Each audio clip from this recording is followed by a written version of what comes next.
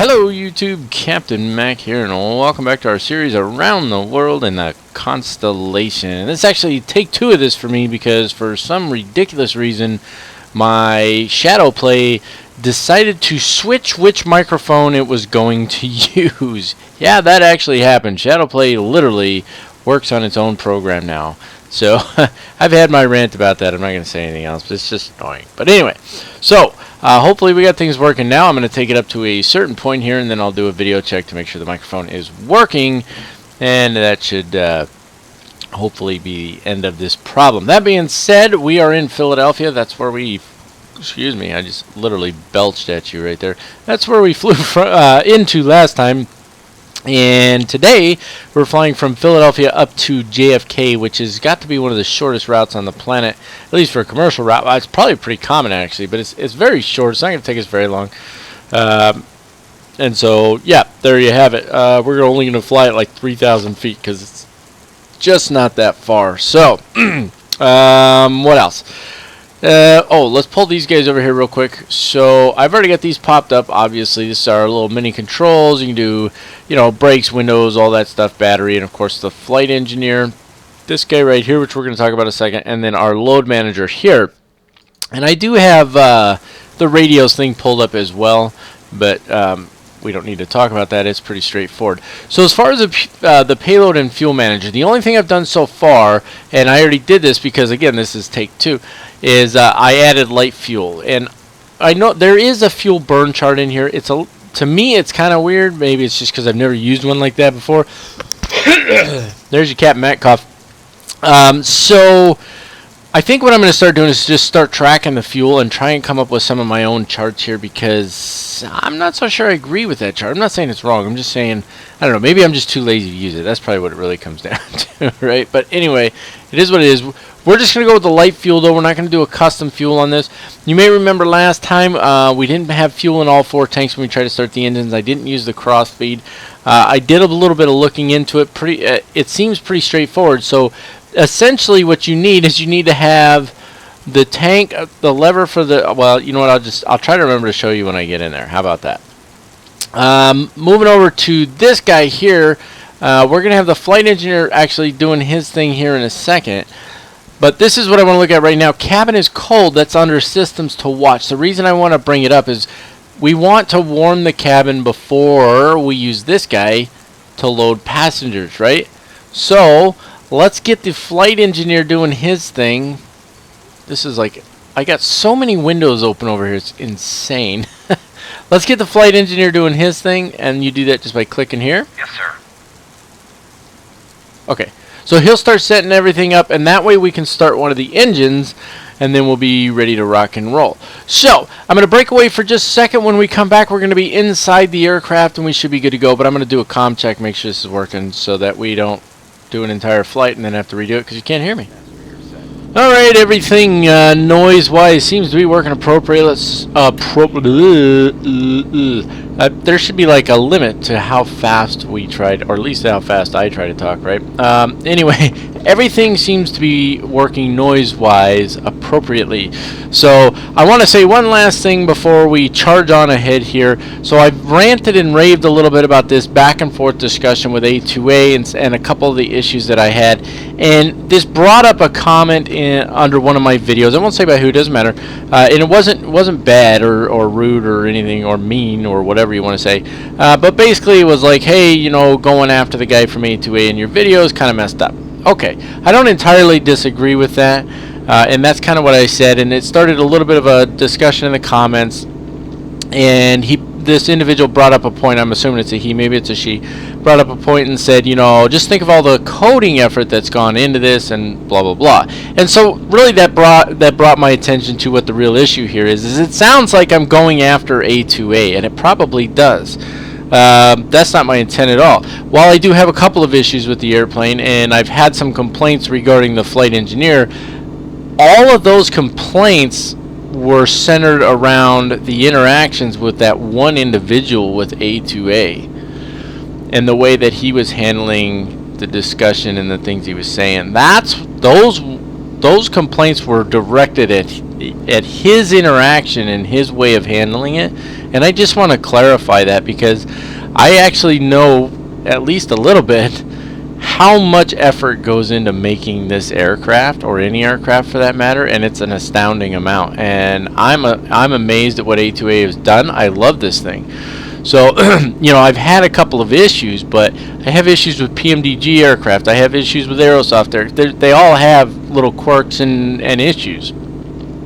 My point here is, I don't have a problem with... Why am I stumbling through this? Look, I'm not pissed off at A2A. I'm pissed off at the guy who's acting like a jerk in the forums and acting like a jerk in my comments section.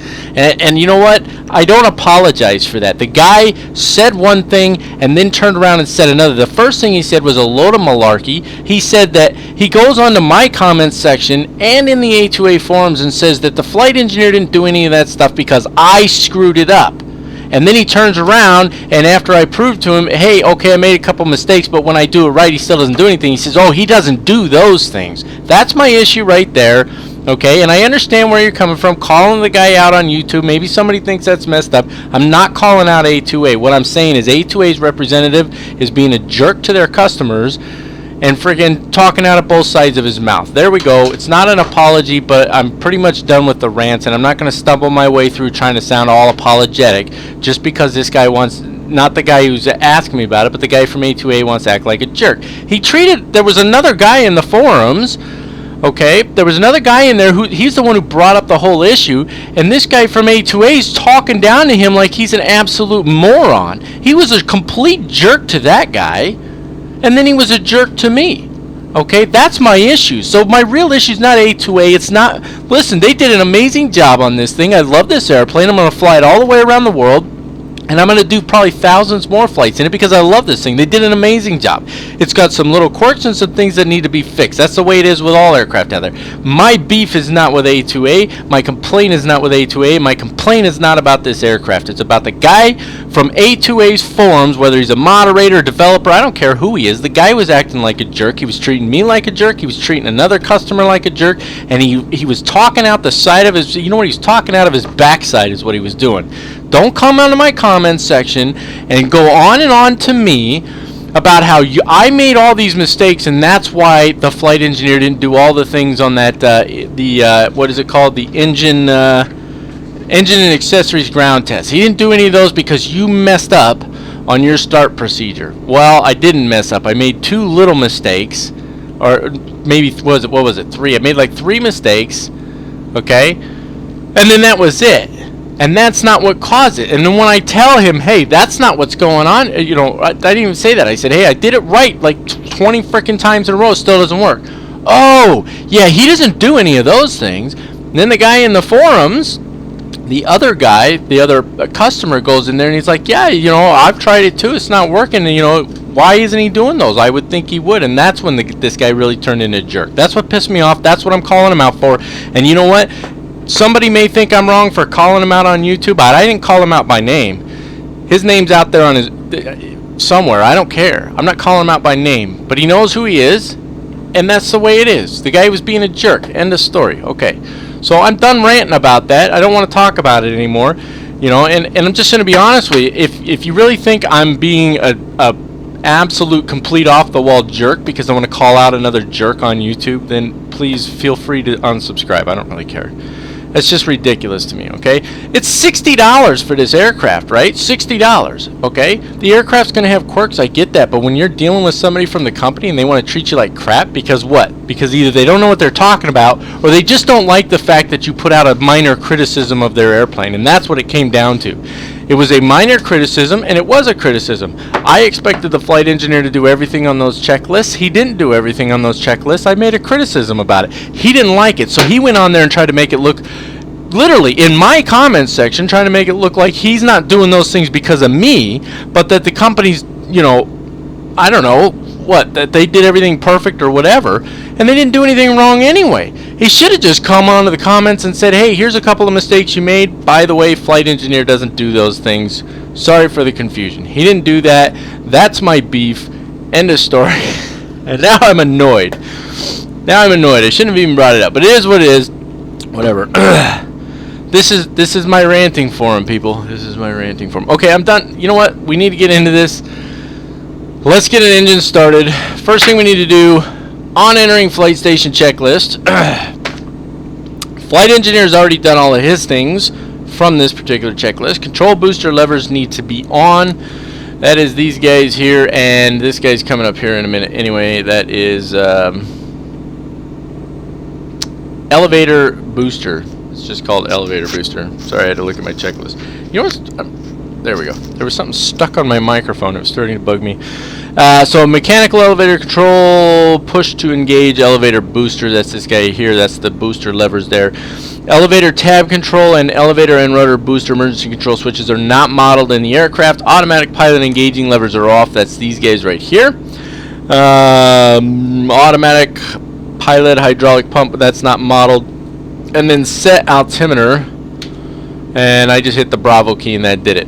So that was one thing I did mention last time. The little window right here with the numbers on the co-pilot side doesn't move. So I don't know if they've done an update to that and I just don't have it or what, but there you go.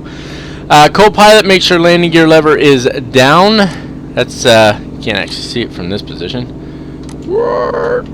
This thing like slides all over the place. I gotta change my settings on that. This guy right here. Quick little question, just wondering, just happened to catch a Matt Davies live stream the other day, and he was away from keyboard while it was live stream, right, which is fine. So he had like this rotating camera view that kept changing or whatever. Anybody know anybody know what program lets you set it up so that you can have it automatically change through different cameras or whatever? Because that's what he seems to have going on. Okay. Moving on. Let's see. Fuel dump valves closed. That's these guys up top here. And emergency fuel engine and hydraulic oil shut-off valve. I still have never found that one. Now, I do want to jump back here real quick, though, and talk about the cross feeds, or I will forget. Okay, so it's my understanding. Now, please correct me if I'm wrong, but I read it a couple times. I think I've got this right. So, these need to be in the open position, which they should be anyway, right? And then you must turn on both of the cross feeds for where you want to feed from and where you want to feed to. So if I want to feed from engine 3 to engine 4, then I would open both of these and vice versa over here or whatever. So essentially, unless you're only feeding, you know, like in our situation where we had fuel on both the inboard but not on the outboard, we would have had all 4 open. If I only want to move fuel from one to the other, then I only have 2 open. But I think that makes sense, right? So I would cross feed from 3 to 4. Okay, apparently I'm not allowed to move the cross feeds. I'm clicking on these, it's not letting me move them. So it's probably one of those things where because I gave the flight engineer control of the station, it won't let me move them. Just like it won't let me move the blowers. So it is what it is, but there you go. That's the way it's supposed to work with those. And so there we have it. Alright, so moving on. Flight engineer's done all his stuff, which takes us to starting the engines. Of course, we're not going to start all of them right now. We're just going to start engine number 3 so that we can get passengers loaded on the aeroplane. So, master start switch needs to come on. That's this guy up here. Magnetos stay where they are for the moment. We'll do seatbelt signs in a second. For some reason, I was getting distracted by a shiny seatbelt sign. Let's turn the beacon light on. My nose itches now. And let's turn the wing lights on, since we're about to turn on or start up an engine here. I'm not sure if those are the right two. Apparently it's different for larger aircraft than smaller aircraft, because when I fly a Cessna, it's the beacon, period. But I've had guys who are commercial pilots tell me, you know, no, it's nav lights, so I don't know. Anyway, inertial starter here. We're going to get this guy spinning up. Now remember, that thing's got to spin for 15 to 20 seconds. Which is quite a while. She's got to get going. Now, we haven't cracked the throttles yet, so let's do that while she's spinning up. That's fine, because it's not doing anything right now anyway, but spinning. It's the inertial spinner, right? So bring those up just a hair more. There we go. Alright, so that's pretty close to 15 seconds there. So let's go ahead and prime it now. So prime number 3. And now that's the last 5 seconds. Then engage the starter. Turning 3. 3 blades. Magneto's on. There she goes. Lower pressure okay. Bring up the fuel mixture there, and there we go. Now we want to make sure she's idling at about 1,000. She's just a little high there. You see her coming up. It's about 1,200. Now there's apparently somebody was saying that 1,000 or 1,200 is fine, and then somebody else said no, it has to be 1,000 or less. So I don't know which it is, but we're gonna try and keep it around 1,000. It's a cold day and she's idling pretty high. You can see we brought her. That's gonna be fine right there. You know, my guess is, you know, you probably want to keep it around 1,000, but if you're probably between, you know, 1,000 and maybe 1,300, you're probably fine. But if you start getting above that, it's definitely going to cause an issue. Or I would be concerned that it does anyway. Okay, so now that we got that going, if you look here on this little guy, notice that's gone now. Engines appear to be healthy, and it doesn't say that the cabin is cold. So now let's go ahead and bring passengers on here. Actually, put that back over here for a second. I want to hop outside because I want to listen to this. The engines are a little quiet outside, which is kind of a shame. It'd be nice if they really had that nice rumble, but that's okay. But I want you to hear the echo of the flight attendant calling the passengers. So what we're going to do is we're going to go with, it's a short flight, so let's just say it's a medium load. Excuse me, passengers waiting for the next flight. Please report to the gate. We are about to start boarding the aircraft. Alright, so there you go. And then you can see it's, so passengers, there's already 3, 4 on there, supplies, all that stuff. So they're loading cargo, passengers are loading, and we're getting ready to rock and roll. And so what we want to do is... Doors stay. It's on board. Who? Sometimes they say somebody famous got on the airplane. So, and she was talking about somebody famous just now. Let's close these windows here. I had them open because the windows start to fog up. There we go. And then let's turn the window heat on. No smoking, seatbelt signs, windshield heater. You have a VIP on board. Huh? Oh, VIP on board. Whatever. Okay. Anyway, they keep distracting me. Stop distracting me! Alright. Obviously, we're going to have to take care of the rest of the engine starting here pretty soon, but there's a little bit of other cleanup work we can do here. And so what I want to do is I want to set our VOR, make sure that the radio we want to track is all set up, and then I think that's about it. Then we're just kind of on standby until we're ready to push back. Well, yeah, we'll probably push it back. So obviously the first thing we're going to need to do is get our frequency set up. And there's 2 different ways we can do that on this airplane. One is the easy way. We can use this guy right here. And Cargo is loaded and the door is shut. alright, cargo's loaded. Packs should be loaded here too shortly. One strange, annoying little thing. And they're all set back there. Okay, so we're going to push the airplane back here real quick. Let's just push it back a little bit because it has this weird little thing it does. I really dislike this. You may or may not be seeing it. But it is actually gradually moving to the left. It's moving to the left. So yeah, and that's because the one engine's on right now, right? Even with the brakes on, it's moving to the left. So, and I know those brakes work. They seem to work pretty good, if you ask me. Okay, brakes on. That'll give us room to turn around. Okay, real quick, so I want to set up our VOR frequency here, and then we need to start the rest of the engines, right? Okay, so it's 113.8, 113.8 there. It's all set up, simple as that. And then our heading is going to be 071, so we're just going to scroll this. Remember, this one here and this one back here are connected to each other. So 071, we'll scroll that around. There we go. Let's get the rest of the engines started up here. So it goes, if I remember correctly, starting the engines, 3, 4, 2, 1. Alright, so we already did 3. Let's get 4 spinning up here, and that is the downward inertia hickey here. I don't even know what we really call it. What do we call it? The inertia starter? Inertial starter? What is it? I'm taking a drink. Anyway, we want her to spin for about 15 seconds before we start priming the engine. That's probably pretty close there, so let's go ahead and prime the engine. Last 5 seconds we let her prime, and then we'll engage the starter. 3 blades, doesn't take long. Magneto's in. There she is, she fired right up. Oil pressure is rising. Okay. come on, primer off. There we go. Okay, let's go on to engine number 2, right? Yeah. One turning. Oh, that was 1. Sorry, my bad. Stop. I get a little... I had to look at these twice to make sure I'm going the right direction. Engine number 2, inertial starter, spinning up. There we go. Making an absolute mess of things here. What's new, right? I make a mess of everything. It's always that way. So engine number 2 is spinning up right now. Again, we want to give her 15 to 20 seconds. And so for the last 5 seconds is when we want to prime it. We're probably getting pretty close to that point right now. I basically just talk for a minute. I don't know. I don't really time it. 5 seconds of priming. 3, 2, 1, engage. She's spinning. 3 blades. Bring in the magnetos.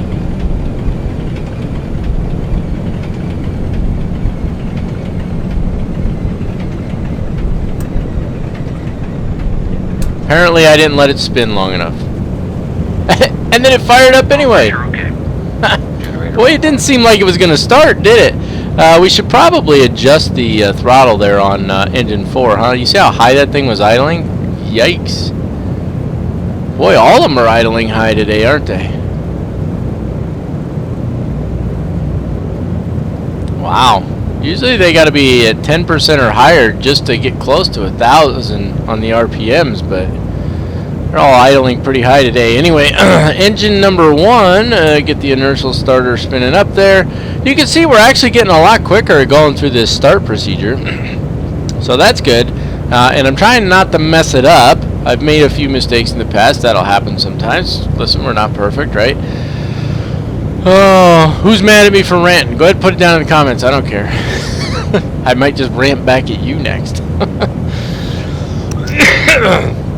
Sorry guys, I gotta vent my frustration sometimes. It's just the way it is. Let's go ahead and prime this thing. About 5 seconds. If you don't vent your frustration. Now I'm trying not to be a jerk about it though. That's the thing. I'm trying not to be a jerk. 3 blades. There we go. Oil pressure is rising. Now I don't want to be a jerk. To you from the flight deck. It's great to have all of you flying with us today. We may experience a little weather en route, but we'll do our best to give you a nice, pleasant flight. If there's anything we can do to make your stay with us more enjoyable, let us know and we'll be happy to assist. Just make sure your seatbelts are fastened and enjoy the flight. Anyway, I'm trying not to. I'm really trying not to be a jerk about it. Maybe I'm failing miserably at that, but I don't want to be a jerk. Okay, that's not my goal here. My goal is not to be a jerk. My goal is to highlight what I see as an issue. If I see it as an issue, I want to highlight it. Simple as that. So whatever. It is what it is.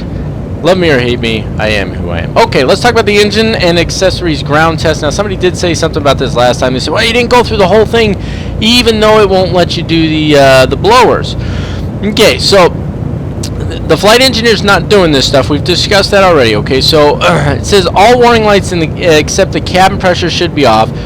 For the pilot, suction gauge should be a minimum 4 inches HG, which it is. I'm not worried about that. We don't even need to check it. It says check each engine as follows. Supercharger to high, below 1200 RPMs. It's not letting me move the supercharger, right? Okay. Slowly advance throttles to 1800 RPMs. And then everything that follows up until we do the magnetos check is related to the superchargers. And in order to test it, we're supposed to go through that. So you're supposed to advance the throttles to 1800 RPMs, superchargers to low, firmly and without hesitation during the shift, and you're supposed to note a reduction in manifold pressure indicating a shift has been accomplished. Then you're supposed to hold the propeller governor switches in decreased position until propeller governor limit warning light illuminates. And then note 1100 RPMs, then hold propeller governor switches in increased position until a propeller pitch limit warning light illuminates. Again, note this check is necessary to ensure warm oil and in the proper dome, blah, blah, blah. And then we increase to 200 and do the magneto check. So here's the problem. Because I can't move these, I'm wasting my time doing that check, right? Because here's the deal. If I run the throttles up to 1800 right now, all right, and then I can't change these, so it doesn't complete the check. That's my understanding of it. It's not completing the check. So, not really sure I don't know. I'm not doing it right now. Which ones are the propeller governor switches anyway? Let's take a look at that real quick. It's these guys right here, right? So I'll tell you what, let's do this. Let's run them up to 1800 here. Ooh, she went up to 1800 quick, didn't she? Okay, they're at 1800. I can't do anything with the superchargers. Hold the propeller governor switches in decreased position until propeller governor limit warning light illuminates. I don't even know where that warning light is. That's the prop pitch limit. Where's the warning light? So we don't have a warning light, do we? Well, we do, but I just don't know where it is. Fuel pumps. Maybe it's the same ones? I don't know. Alright, hold it and decrease. Is it even doing anything? Do I have to do them one at a time? I can't even use this thing? Look, I'm trying to do it. The flight engineer's not letting me do it, so we're not doing it, alright? Everything I try to do for this check, the flight engineer's not letting me do it. Okay? It's because he's supposed to be doing it, and for some reason he's taking control of the station but isn't doing it. Listen, this isn't even a rant about that. He's not going to let me do it. I'm not turning the flight engineer off to do it. I'm not ready to control every system on this airplane. I need the flight engineer. So it is what it is. Not doing it. Let's move on to the magnetos checks. We need to bring them up to 2200 RPMs now. Alright, so I want it noted that for the individual who said he wanted me to do that, I gave it a shot. It ain't gonna work. Alright? 2200 RPMs, okay. So magnetos.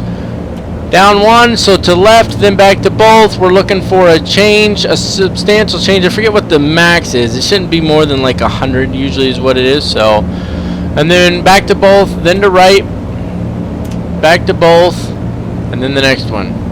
Left, both, right, both, left, both, right, both, left, both, right, both. It's like marching. And then that's it. Bring the throttles back. Back down to 1,000. Alright, we don't need to call the control tower for any checks. So we're good there, which takes us to our, yes, the taxiing checklist. That's correct, the taxiing checklist. Now, if you read through this thing, usually I just kind of skip by it. I've read through it before, though. It says, in order to cut in the generators, it's recommended the airplane be taxied and steered with the inboard engines. Use the brakes only when necessary, if desired, blah, blah, blah. It's telling us how to taxi the aircraft, okay? And so, yeah, we're going to taxi the aircraft, and I am not going to sit here and read all that. But there you go. You can have it and read it if you want. You might have to pause the video because it's not going to be up there very long. So, what we're going to do here is I'm going to pause the video for just a second, set up my track IR, all that good stuff like I normally have to do. Then we're going to swing her around. We're going to take her out there. We don't have to taxi very far, but I am going to do a taxi brief. Remember, we're not doing a departure briefing because we're not flying a departure or arrival. Now, that being said, I want to pose this question again because I asked it before. I looked for information, but I couldn't find anything solid. I couldn't find information that gave me a definitive answer. That's what I'm looking for. Definitive is the word that I'm looking for. I would like a definitive answer. In the time frame that this airplane was in service, which would have been 40s and 50s time frame. I don't know when it went out of service. It's actually in the manual. There's the whole history thing before you get to the operations section. But anyway, the point is, during that time frame, were standard instrument departures and standard terminal arrivals, were they in use? Were they in operation? And if so, does anybody know how many existed? That sort of thing. So that's my question. We're not using them right now for our around the world in the Constellation. Doesn't mean we won't ever go to them. We're just not using them right now because, as far as I can tell, they weren't used. So there you have it. Anyway, breaking away for just a minute. We're all set. Check, ready to rock and roll. We're going to taxi out here. Let me turn the track IR on. Little jump here. There it is. Boy, that was a quick one, too. Ow. I absolutely just smacked the crud out of my hand on my desk. Somebody's probably saying, that's what you get. Okay. Anyway, here we go. Brakes off. And I've got just the throttles coming up on the right side at the moment. Make a nice sharp turn. Use a real gentle on the toe brakes. And just swing her around to the left here. because that's the direction we need to go, which you're going to see here momentarily once we do our taxi briefing, right? So let's go ahead and do that. I'm going to get her swung around here, try not to run into anything. She's not turning as quite as sharp as I want. There we go. Woo! Now she's turning, huh? Alright, taxi brief, please. So yeah, I literally recorded this video like 3 months ago and hadn't had an opportunity to do the editing process yet. I had my little hiatus. I was taking care of some stuff and doing stuff around the house. Don't mind my daughter yelling in the background. Yard work, all kinds of crazy stuff. And then when I came back, I was focusing on life of a virtual airline pilot, and I actually almost forgot that I still needed to edit this video. So I have no idea where we're going as far as our taxi is concerned. But doesn't that chart look really cool? I mean, props to me, right? I get a little credit for my old, worn out, torn up ground chart there, but yeah. So anyway, we're going to taxi out to the runway and hold short as we would normally do. I was listening to my ranting and raving about the aircraft a little while ago as I was going through the edit process, and I was pretty fired up about that thing, but I think I'm pretty much over it now, and I think I've almost forgotten how to fly this airplane, so I'm going to have to get into it for the next episode. Otherwise, we're going to probably be in a little bit of trouble. But anyway, again, not really anything to share for a taxi brief since I really have absolutely no clue where we're going. Good times. Alright, so it's only appropriate that one of the shortest flights we'll probably ever do on this channel, or, well, I don't know, maybe we did some shorter ones in the past, but anyway, it only is appropriate that it's one of the shortest taxis we'll ever have, too. So we're already holding short of the runway here. A few things we need to do before we're ready to get this bird in the air. So taking a look at our takeoff checklist, it tells us, first of all, as the pilot, to refer to the takeoff, climb, and landing chart. Does not exist. I didn't see it in here. Now, I looked through here again because I had missed that fuel chart. It does have some data as far as fuel for climbing and stuff like that. But it doesn't have this takeoff, climb, and landing chart that's referred to here. So skip that. Surface control. Now we're on the co-pilot stuff here. Surface control boosters on. That's these guys here. Now the emergency brakes, I turned those on for the check earlier, and I think I missed it during the yeah, so hydraulic system pressure and emergency brake pressure during the accessories ground test. Co-pilot checks to make sure that this one's at 1700 and this one hiding back here is at 1700, and then we're good to go. And so I think we can turn the emergency brakes off after that. So there we go, that's done. Captain, we're idling a bit low for these engines. Roger that. Wow. So really what he's talking about is engine number 4 there, I think. Why is that one so low? Look at that. That's kind of weird, isn't it? Now, that's one of the things that's really cool about this airplane is the engines all, they all act independently. So you can see right now, so for engine number 4, I've got this guy up to 20% to get her to idle just above 1,000.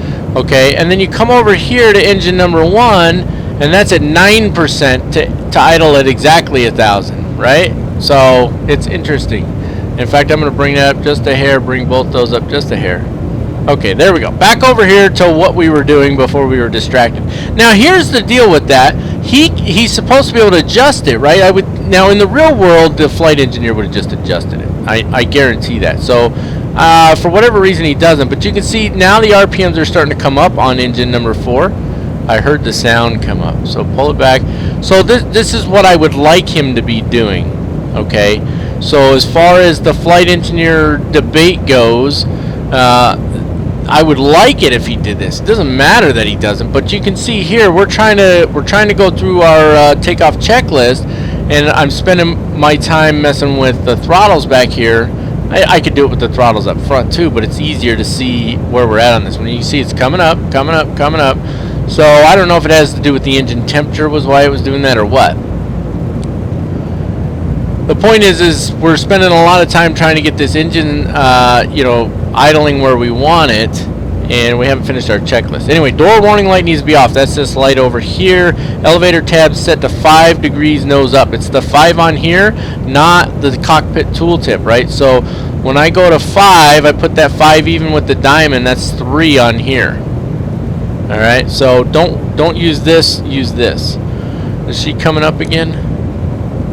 No, it seems to be holding pretty good there for now. Okay, good, fantastic. Next. Okay, so I guess the wing flaps. Somebody said that's the last thing you actually do. Since it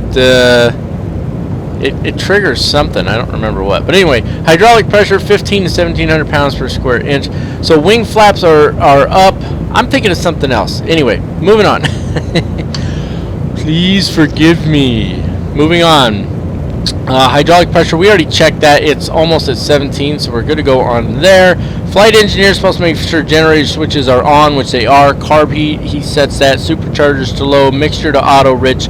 Fuel shutoff valves to the on position. Fuel cross transfer valves off. Carburetor vapor return switches open. Cowl flaps, oil coolers, and on it goes. And then it takes us to the next part of our takeoff checklist, which really is just kind of how to take off the aircraft, right? So we want to make sure lights are on. Let's get our landing lights on. All of our other lights are already on. We will have to consider icing, a distinct possibility during this flight. Where's his outside air temperature gauge? I don't remember. Let's hop over to his station here. Should be up here, I think. Should be right in front of my face as usual, but for some reason this is oil out, oil in temperatures, fuel temperatures, pumps, more pumps, hydraulic reservoirs. It's not up there. It's definitely not up there. Free air temperature. There we go. Plus 8 degrees Celsius. But it is raining, right? We've got rain coming down, which means as we start to climb and it starts to get colder, there's a good chance we'll have icing. Icing for this aircraft. This is for the props. This is for the wings. They're boots, which means they expand. They break the ice up, it gets blown off the wing, and then they contract, and then that's it. It's not like a heater. Okay, close the side windows. That's already been done. We've already set our VOR, and we've turned our lights on. Those are a couple things that I added to the checklist. Release parking brake, taxi into position, roll a few feet straight down the runway to straighten the nose wheel, use all the available runway for takeoff, hold the airplane with the brakes, advance throttles to 30 or 40 inches HG, release brakes, advance throttles, excuse me, to 46 46 inches HG, engine speed 2800 RPM maximum. I can't even read, much less talk. Jeez. Alright. Come on. RPMs are up on 4 again. See that? I guess 4 is ready to go now. Okay, so what it's getting at is sometimes, well, not sometimes, when it's colder out, the engines actually perform a little better once they're warmed up, right? So we got to watch our RPMs and our manifold pressure. So that red line, that's our max. So we may not need max thrust for takeoff, right? Track IR coming on here, little jump, there it is, and brakes coming off. Bring in a little more throttle on these engines. Get her rolling forward here. We've got our lights on. We've got our VOR tuned in. I use the nose wheel a little bit too. Partly too because it looks kind of funky. The nose wheel doesn't seem to turn when you just use differential brakes. Maybe that's just me. Maybe I'm doing something wrong there. I don't know. But when I go back and record the shots for the cinematics, it looks a little funky if the nose wheel's not turning, right? Holy cow, man. I can't even get my throat to clear here. Alright, this is a relatively short runway, so we're definitely going to take advantage of as much runway as we can. So, I'm using my brakes here. I'm slowing down, bringing in throttles on the right-hand side. If you look, you'll see not only is she moving left, but the RPMs on the right are coming up substantially more. That's what I want, because I want to swing her around as tight as I can here. Because as you can see, this is a very short runway. So when it says roll a few feet forward, we're literally only going to roll a few feet forward.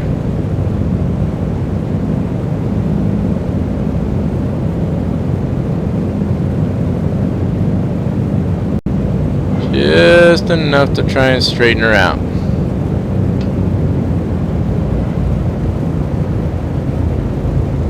Alright, I think she's probably straight. We're going to need pretty much all of that runway, right? We chose the short one. That's my own fault, but it is what it is. So, let me hold this checklist up in front of my face here so I'm not doing this, trying to read it. Alright, So actually, you know what? We don't really need that. It's 30 to 40 HG as far as advancing the throttles initially. We're going to climb at 46 and 2800 RPMs. All right, that's what we need to know. So hold in the brakes, bring it up to, I like to bring it up to 30. Watch that nose strut compress. I love the way it does that. All the way up to 30 HG. There we go. Release. Keep her centered. There we go. And bring her all the way up to 46. There we go. Looking good. Keeping her pretty straight. 100. Rotate. There we go. And let her crab into the wind. Woohoo! Positive rate of climb. Let's get the gear up. We didn't use any flaps. Bring that trim back down just a little. We don't need her to climb that fast. Gear up.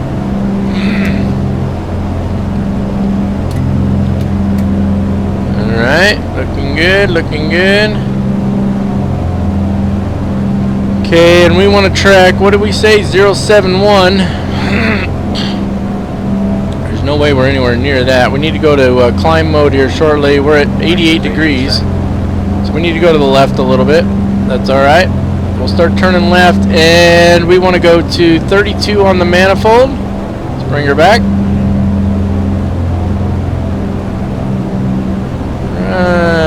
Right about there. And then we want to go to 2300 on the RPMs. And that's this switch right here. Come on.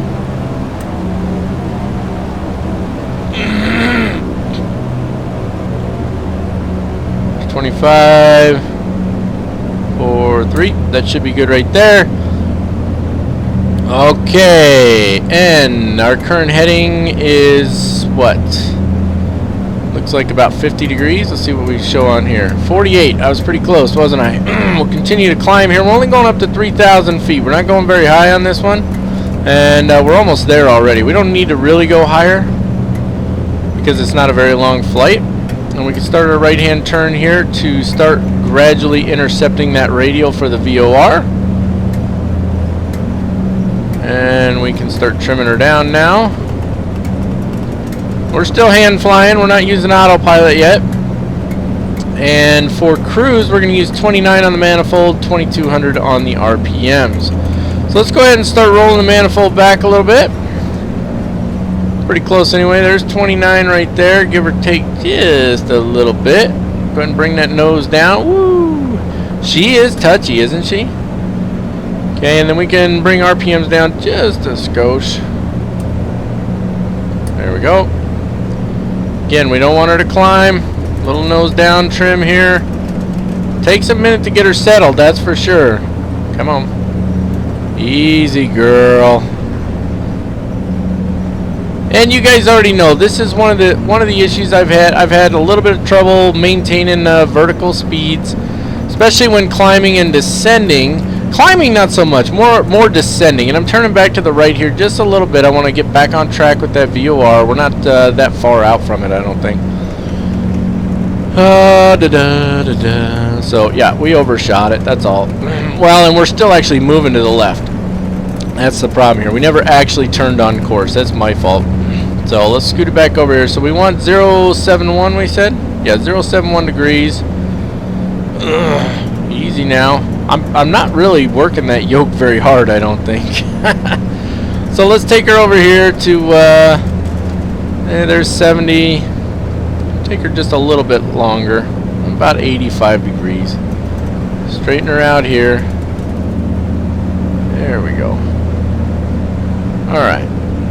And we'll follow that until we intercept that VOR, and we should be good to go. Now what we could do, of course, we could turn this thing to 85 degrees if we wanted. Oop, too far. That's 95. It's kind of hard to do that and watch what you're doing flying, right? So there's 84. We'll do that for now. We'll turn these on. Okay, there's our autopilot. Remember, autopilot does not do anything. Now she wants to climb. See, autopilot does not do your vertical, it doesn't hold altitude, right? So it just holds, it's basically rudders and ailerons. That's what your autopilot does. So we're just going to keep trimming her out here. We could probably roll those throttles back just a little bit more. There's no need to have them any higher. And then we'll track on this course here. Let me turn track IR off real quick. Little jump coming up here. There it is. We'll track this course a little bit longer, and then we'll track inbound on this VOR, and then we'll track it outbound on pretty much the same heading. From the flight deck. He's We're now ducking. climbing to a cruise altitude. Once we reach this altitude, we'll be able to power back these big engines and things will set down nicely. Anyway, there you have it. You can see we're gradually getting on course here, so we can start just gently turning. And she always tries to climb when you turn. Just is what it is. We'll fly that for a little bit, and that means there's nothing left to do at the moment because we still have a little ways to go. So let's take care of some of that obligatory elevator music.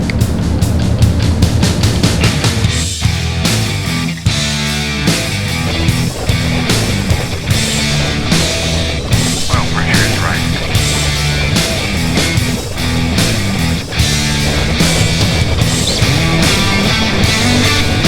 Well, pressure okay. Pressure is okay. Well, pressure okay.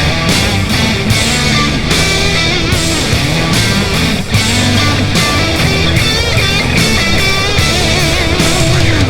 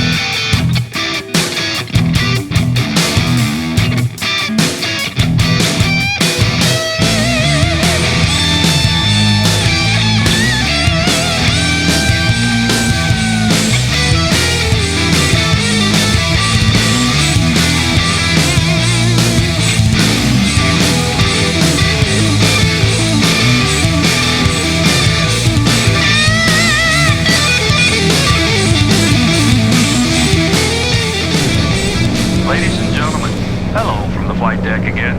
We're now settled back into a nice cruise. So sit back, relax, and feel free to explore this amazing airplane.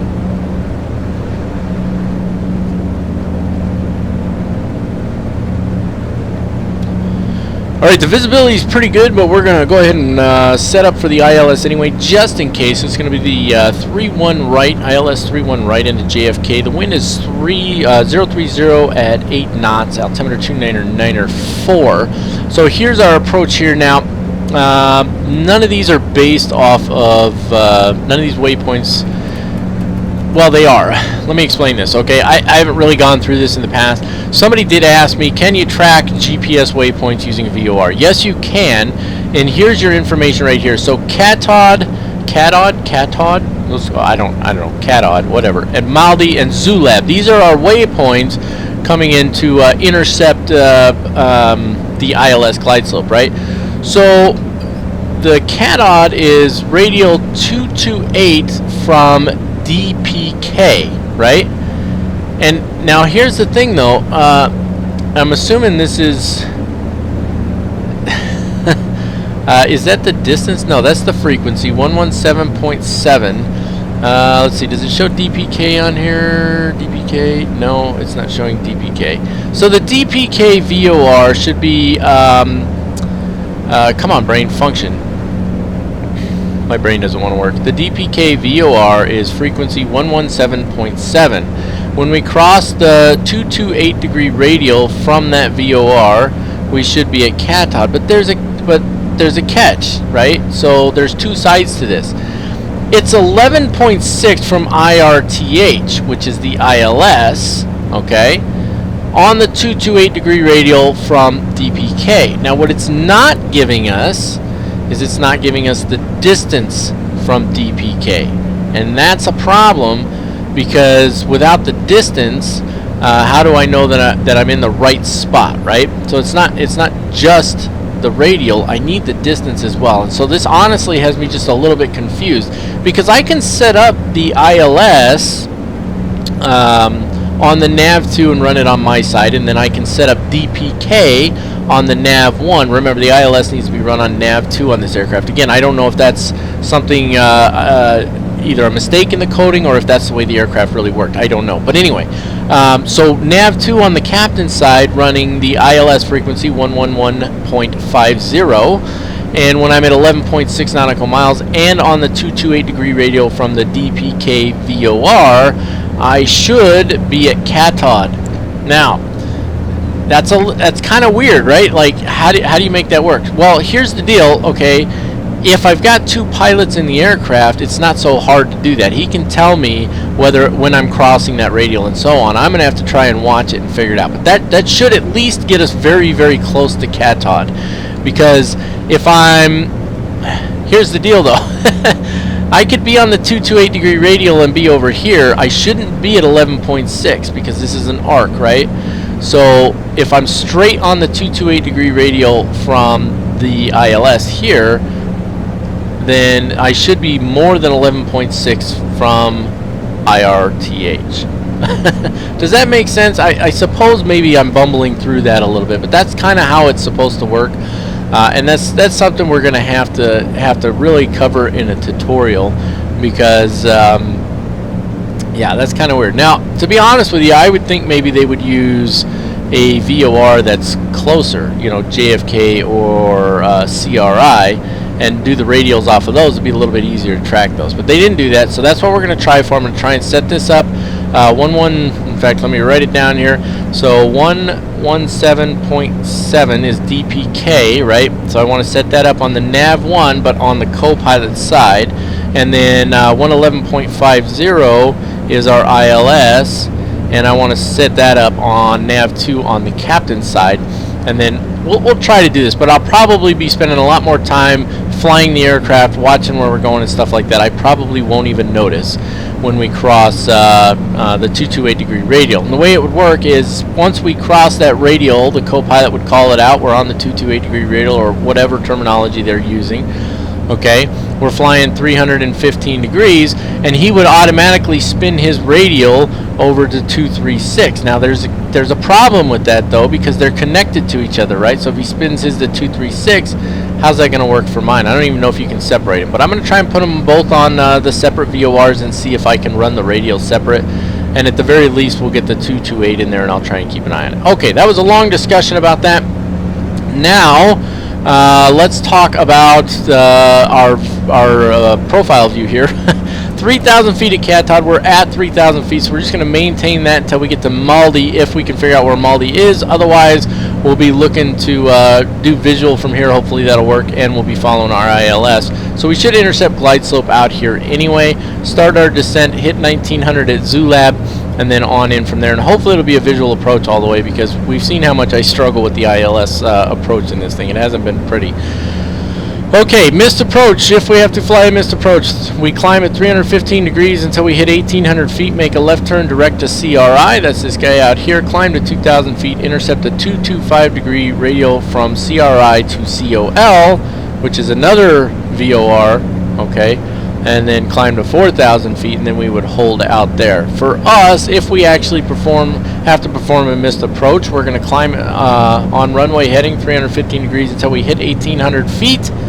We're going to make a U-turn, come back on a downwind. We're going to continue our climb probably to 3,000 feet, and then we'll come back out here and we'll try the approach again. So a little bit different because we're not using ATC. Plenty of runway to work with. 2,587 feet. Standard 3-degree glide slope, is it? I just completely, it's not even showing me, is it? Okay, here we go. 3.05, but that's just for a localizer approach. It's not giving us a glide slope on here, is it? And no PAPI lights, which is going to make this all kinds of fun. So strictly visual without PAPI lights. 313 meters of displaced threshold. Anyway, lots of excitement as far as this one's concerned. I'm going to give it my best go and try not to make a mess of things. ATIS is on 128.725. We are coming from the southwest, so for us it's actually 115.4, tower on 119.1, and ground on 121.9. Let's get her done. Alright, we're going to be on top of JFK in 2 shakes of a pickle. I'm going to start slowing down here shortly, but real quick what I wanted to note to you guys after that approach briefing, despite bumbling my way through it. You can see I'm set at 315 degrees for my Omni bearing selector on this side, which is nav 2, and I'm at 228 on this side, which is at nav 1. So we are able to set them separately. When I'm running the co-pilot side on nav 1 and I'm running the pilot side on nav 2, I can tune these separately. So that's good. That's fantastic. So hopefully we'll get a chance to kind of glance over there and see as we cross that 228 degree radial from that DPK VOR. In the meantime, let's bring those throttles back. Let's bring them back down to 20 on the manifold for now, and let's bring the RPMs back a little bit as well. And we're going to have to watch that vertical speed, right? Because she's going to try and descend. I don't want her to descend yet. I don't want her to climb either, but what I want to do is just try and maintain my altitude because we want to be at about 3,000 feet, and I want to slow down, right? So I'm trying to slow down and maintain altitude, and in order to do that I'm going to have to work to trim a little bit as we go and just keep an eye on it. I'm letting the autopilot do the flying. You can see the ILS is already registering on here, and once JFK's in sight, what we're going to do is basically make a sweeping right hand turn, which of course is going to make us climb. So I'm going to let it descend a little bit because every time we climb or every time we turn, the aircraft climbs when it's on autopilot. It does it when it's not on autopilot too. It likes to it likes to climb when it turns. Now, if we look at our temperature real quick, we're at +7 Celsius. So I never messed with the anti-icing, but just to show you real quick, prop de-ice, just click it up, leave it for a second, and it clicks itself off. Same thing with the wing.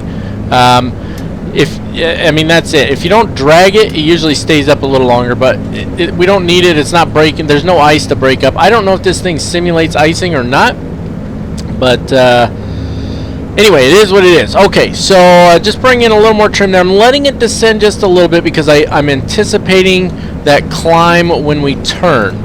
Alright, so I'm okay with it descending just a little bit, and it'll help get us down below the clouds a little as well. I'm no longer worried about tracking the VOR because I know if I maintain my current heading, I'm going to see JFK here shortly, right? So it was okay to change the radios, but if I was still a ways out, I wouldn't want to switch to VOR 2 here, or I wouldn't want to set it up this way. I could just leave this one set up as it was. Keep in mind, if I have a co-pilot in here, okay, he can do work for me, right? So in the real world, I could have the co-pilot, track outbound on the last VOR for a little longer, and then I can just tell him when I want him to set up to track the next VOR inbound, right? But I don't have that going on here, so it is what it is. I also wanted to descend a little bit further so that I can hopefully pop out of these clouds. The weather said that the clouds were broken at 500 and that the ceiling was at like 10,000, but clearly it lied to us because we're definitely in the clouds. So I'm going to let it keep descending a little bit.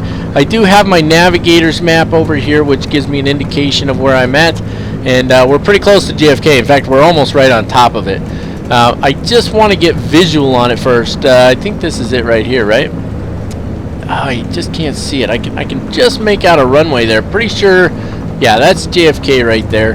So let's go ahead and let's make a turn. So 315 is our inbound course, right? So over here, so our outbound course is going to be what?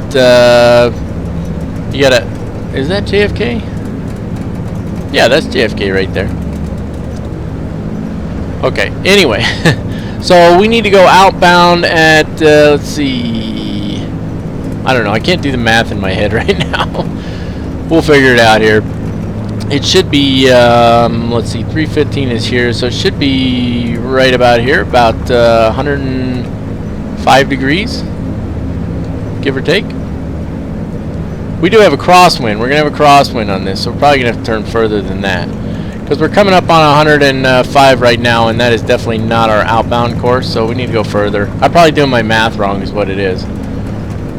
It's probably 125, isn't it? I bet you. Yeah, it's 125. I was off by a little. And you can see her trying to climb as we do this, right? So you can see this is our back course 305. 120, so we need to go another 10 degrees actually. So 135 is our course right now, so that we're basically on a downwind, right? So if I were to, well, I'll just show it to you. So let's look at the navigator's map here. So you can see what I'm doing here is I'm just turning downwind. I can't really see the ground or the airport, and I've got a crosswind, so I'm gonna have to turn just a little bit further. Come on, turn a little further. It's not a strong crosswind, but it's there. So it turned just a little bit further, and then we're going to come out and around. Again, we're landing on 3-1 right over here, so we've got room to circle around and grab our course there. And let's see, what are we doing? Our speed's looking good. Altitude, I'm going to continue to let it come down a little bit. I really kind of need to because I can't see anything, and I mean it's sea level here, so we might as well let it come down a little bit, right? Go back to 36 there, and bring in just a little nose up trim, help slow it down just a little bit more. And we're gonna fly this just a little bit. I don't want to turn in too tight. Technically, if we want to hit our waypoint for, hold on, I'll go silent here for a sec. There we go. And let me get this out of the way. If we want to hit our waypoint at H.O.T.A.S, we need to be 11.6 miles out. This is our DME, there's the word, or the acronym I was looking for. DME right here. So at 11.6, and when this centers up at 228, then we are at H.O.T.A.S, right? Okay, so what we're going to do is we're going to fly it out past that right now, and this is going to give us an opportunity actually. Bring in a little more trim. I'm trying to get her to level off a little here now. I don't really want to go below 2,000. So this will give us an opportunity to see that actually. We'll see this cross, we should see this cross the 228 degree radial, and we should be able to see that it's not at 11.6 nautical miles here because we're not in the right position. And that'll help us to understand how you can find that waypoint using a VOR, right? Although typically it would give me a distance from that VOR as well to tell me where that waypoint is. But either way, keep an eye on this. You'll start seeing it move here pretty quick. I'm not going to watch it the whole time because I'm trying to keep an eye on my trim here and get us squared away, right? Because we're still descending a little bit and I don't want to. But if you glance over there, you can see it's starting to move, right? And we're at coming up on 10 nautical miles right now.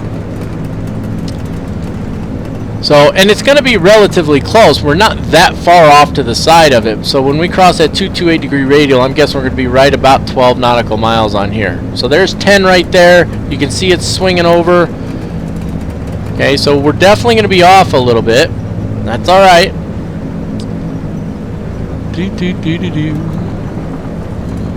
Trying to keep an eye on it here and trying to keep my there's 11 right there, trying to keep my vertical speed from dropping too much.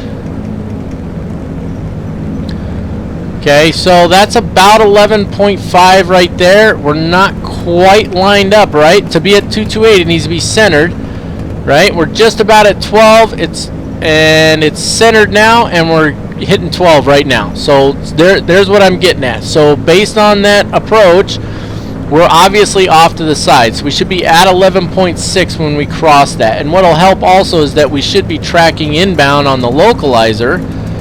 And if we're tracking that localizer properly, which we all know I struggle to do on this thing, then that's going to help us, obviously.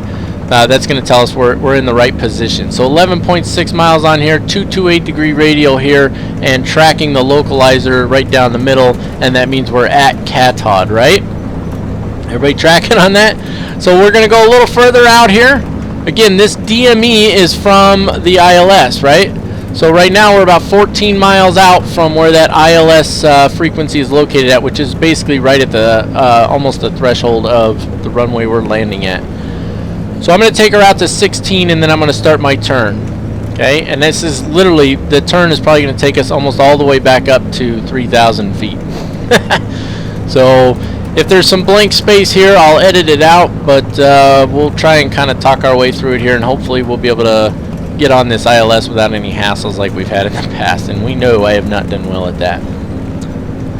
So coming up on 16, we want to swing around to 315 degrees, but depending on how tight she turns, we will most likely need to bypass, because the wind's coming off our right, so it's going to push us further that way. So we're going to swing it past 315 degrees. So let's go ahead and start that turn now. And you'll see she starts to climb. She always does. Alright, so continue our left turn here. Lots of weather out there. And see, she just keeps climbing through the turn, so it's going to come back up to about 3,000 feet. That's alright though. Keep swinging her around. I don't want to spin this too far because I don't want it to try turning back to the right. And it is making a very, very shallow turn, it seems. So, I don't know though. It's looking like as we come around here, let's see where we're at. When we get to 315, let's see what it says for our localizer here. She's still climbing a little. That's okay. We anticipated that. That's fine.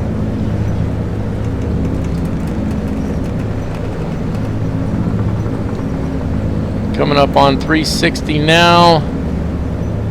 Oh, don't do that to me.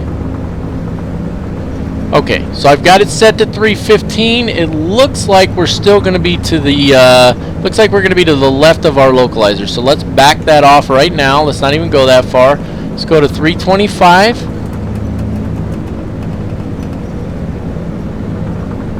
Okay. And based on my navigator's map over here, we probably should go a little bit further. So let's go to 335.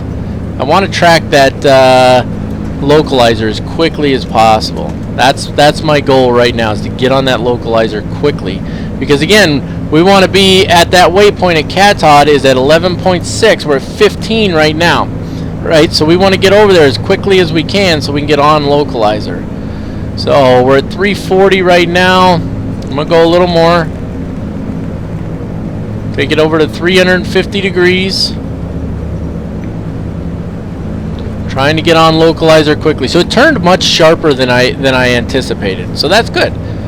So 355, that puts us at what? 40 degrees, right? That's 40 degrees right of the course we want to fly. And we should see this localizer needle start moving here pretty quickly. I want to slow down a little bit more. Let me bring in a little more trim, back the throttles off just a little bit more, not a whole lot. And I'm bringing the trim in because remember, you trim for speed, you don't trim for altitude. There it's swinging fast. It's going to swing really quick. So let's take it to 315 right now. Okay, see how quick she's swinging, right? Okay, we're probably going to overshoot it now. It swings over fast. The localizer is very sensitive. So let's take it to 310 degrees and let's hope we don't overshoot it too much, and that we can track back on it. Yeah, I don't think we're going to overshoot it too bad, but we're definitely overshooting it a little bit. So we're taking it over to 310 degrees. Let her start coming back a little bit, and then see, this guy's almost in there already, and we're almost at 11.6. So we're going to hit our waypoint here. Fantastic. A couple more degrees, because not only are we to the right a little, but we've got a crosswind coming off our left now. We're going to start seeing that glide slope moving pretty soon too. So we're going to have to keep an eye on that as well. Okay, so there we are, 10 degrees to the left right now. She's just moving back in. We just passed the 228 degree radial and 11.6 at the same time. So we hit our waypoint. That's good. Let's bring this back to 310. Our crosswind is 7 knots. So right now what I'm doing, so at 310, what I want to see is, do I continue left? And I am continuing left a little bit. So let's bring it back to 315, okay, which is where we want to be. Alright, but we're going to be off by a couple of degrees, so I just want to center it back up. That's all I'm doing. I'm using the autopilot to track this VOR. Okay, now let's go 313, and I'll bet it pretty much holds it right there at 313. We are descending just a little bit. That's alright though. We're still above 2,000 feet. It's going to need to be probably 312, I'm guessing. And remember this, the localizer is very sensitive. It is very, very sensitive. So is the glide slope. So when it's time to start descending, which it's about time here, you can see the glide slope's just starting to move. Okay. And I'm just trying to track that. See, we're losing that localizer to the left. So a couple more degrees. Here comes the glide slope. So track IR coming on. A little jump here. There it is. Let's go ahead and take the autopilot off. There we go. We have control of the aircraft now. Looking pretty good. And let's start our descent here. Okay, we can bring the landing gear in. Our speed's good for that. Gear down. Just a little above the glide slope. Just keep an eye on the localizer there. And we're going to do our best to follow this thing until we have visual of the runway. Okay, bring in a setting of flaps here. Flaps 1 notch. Flaps 1 notch. Moving just a little to the left here. Okay, let's get our RPMs up where they belong.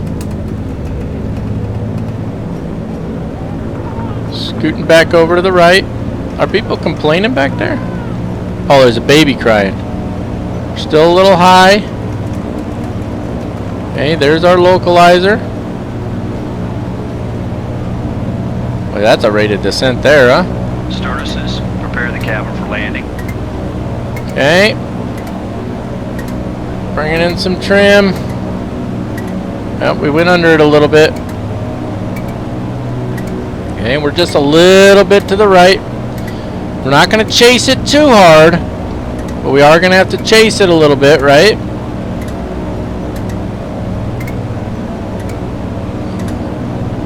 Bring her back over just a little bit. I think we can see the runway there, but I'm not 100% certain. We're definitely below glide slope. Let's bring in another setting of flaps.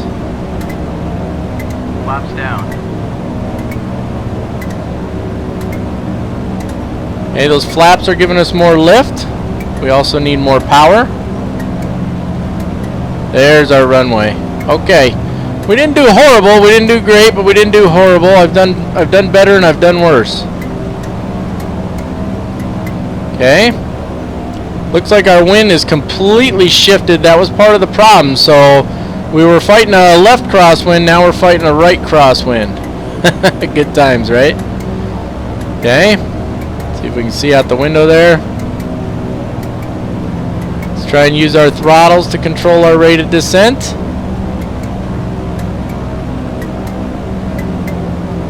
He's messing with all kinds of switches back there. Looking pretty good. Bring the throttles back a little again. And I will use the yoke a little bit, but I'm trying to primarily use the throttles. And we're looking pretty good. Not too bad, not too bad. Of course, if we had no visibility right now, we'd still be chasing that localizer needle, which can be a little frustrating. And I have to lean over to the side here to see, because right now, literally, the runway is right where that window frame is. Okay, we're a little high now, a little high. And I'm still watching the glide slope. I can tell we're high anyway because I'm visual now, right? So a little trick is you adjust your throttles a little early, right? So I'm descending, descending, slowing down, descending, right? And then when I'm starting to get close to where I want to be, I'm going to start to increase throttle a little bit. I'm not going to wait until I'm all the way down there, because then I'll shoot underneath it, right? So we have to stay ahead of the airplane, which I'm working on learning to do that with this aircraft. Coming on glide slope, bringing back in a little bit of power, right? Looking pretty good. I'm going to try and get her to swing over this time. Last time we did a crosswind landing, it didn't swing very well. Let's listen to our call-outs here.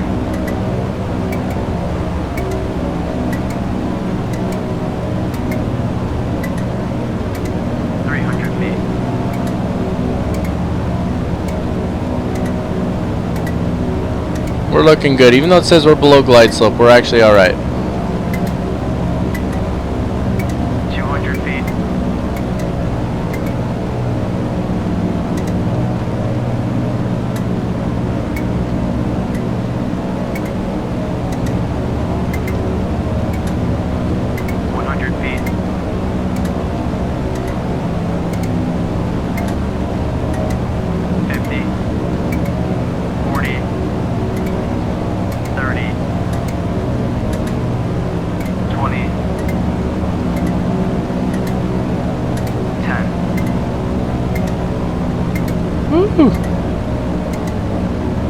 Come on! Oh, I floated it bad again.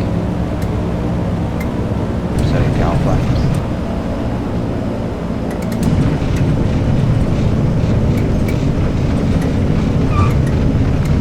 They're clapping in the back again!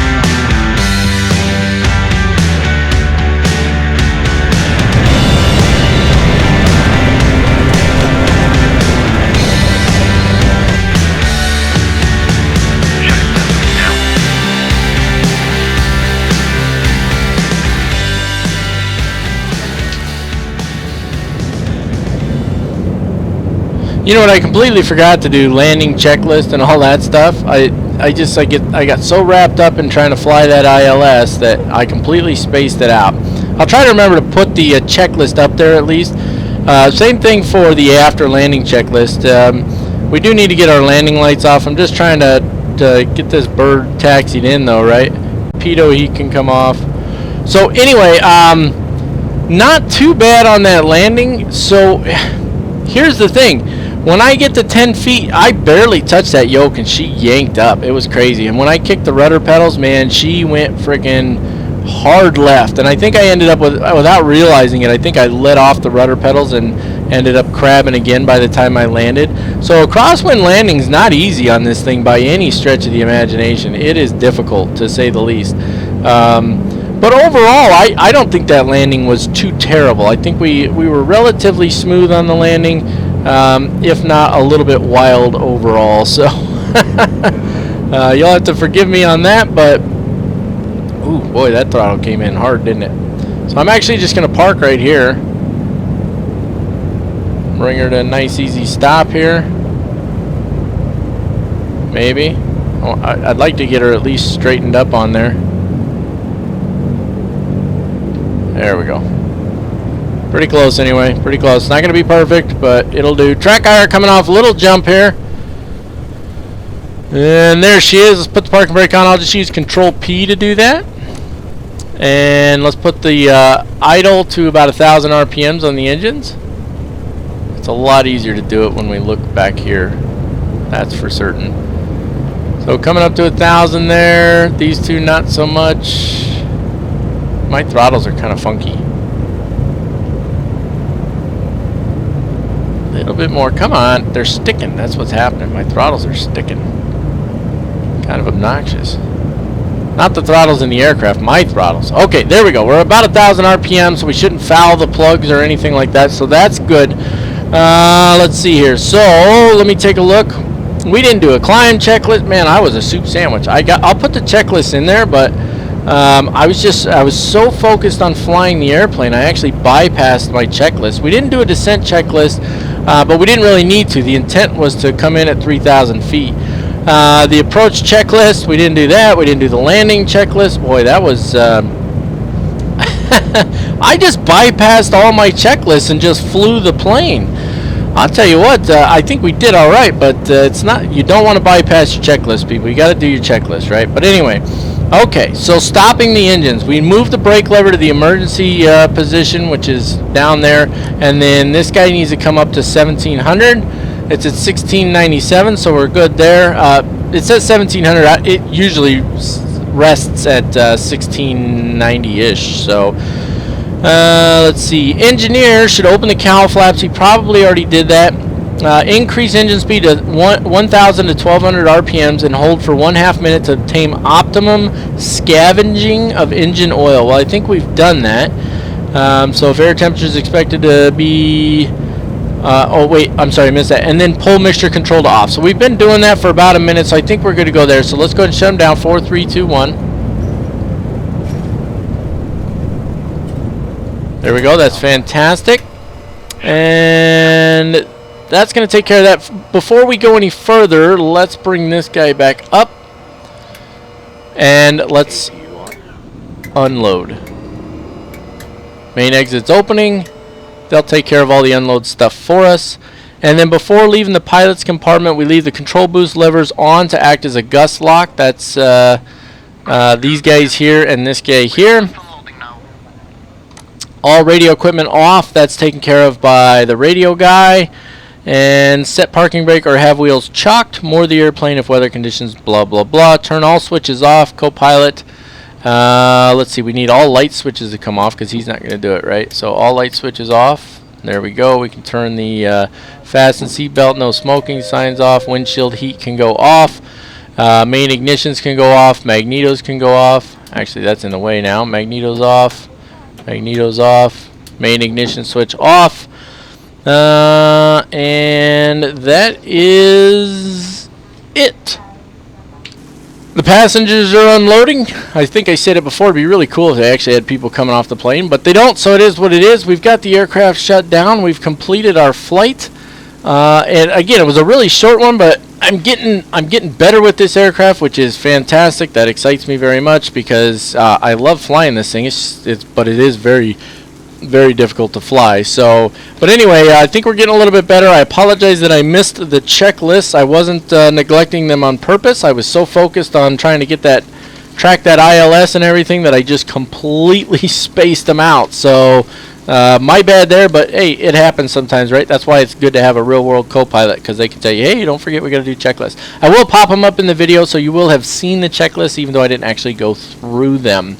And that's going to wrap it up for this flight. Again, very short, but I enjoyed this one. It was a lot of fun. It was kind of neat to do a short little hop in this thing and just have an opportunity to really just focus on some airmanship and stuff like that. Even though we use the autopilot, I'm going to always use autopilot when I'm recording because, or at least for the bulk of the recording, because I'm trying to do all these other things and I need the aircraft to be as stable as possible. So, but I hope that you guys enjoyed this one. As always, please be sure to give it a thumbs up down below. That makes it easier to find in the search queue. Forgive my rant early on. The whole thing is just I think I'm over it now. So I don't know, maybe I'll rant more in the future, but that's what I do. So there's my apology. Forgive me for my rant.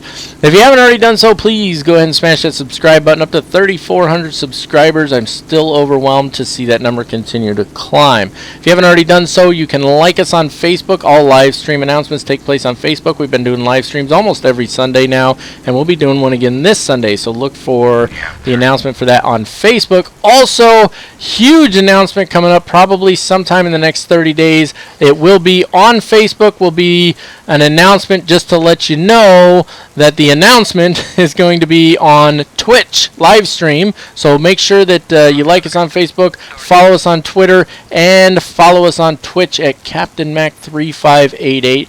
Like I said, huge announcement coming up in probably about 30 days, and I'm really excited about what it is I'm going to be announcing. So I'm looking forward to that, and I hope to see you all there.